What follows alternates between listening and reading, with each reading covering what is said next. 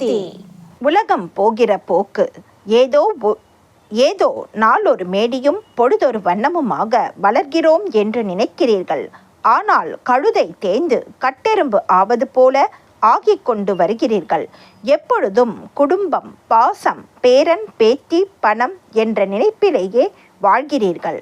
உலகம் போகிற போக்கை பார்த்தால் நடந்தே போய் சேர்ந்து விடலாம் என்று தோன்றுகிறது.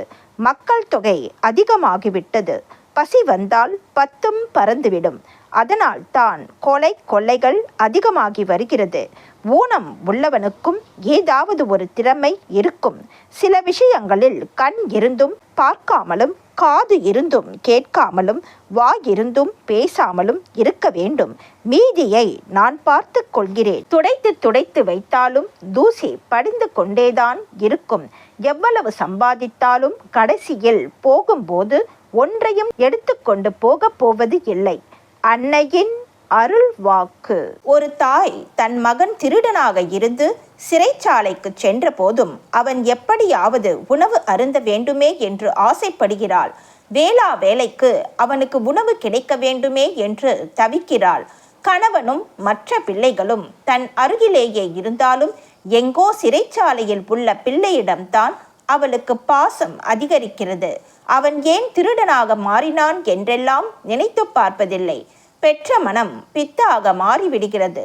அந்த தாய் போலவே நானும் எப்படியாவது உங்களை ஆன்மீகத்தின் மூலம் மாற்றிவிட வேண்டும் என்றுதான் நினைக்கிறேன். கயிற்றில் கட்டப்பட்ட கன்று தாய் பசுவை பார்த்ததும் அம்மா என்று அழைத்து தன் ஆவலை வெளிப்படுத்துகிறது. எவ்வளவு தொலைவில் இருந்தாலும் அந்த பசு ஓடி வந்து கன்றுக்கு பால் கொடுத்து மகிழ்கிறது.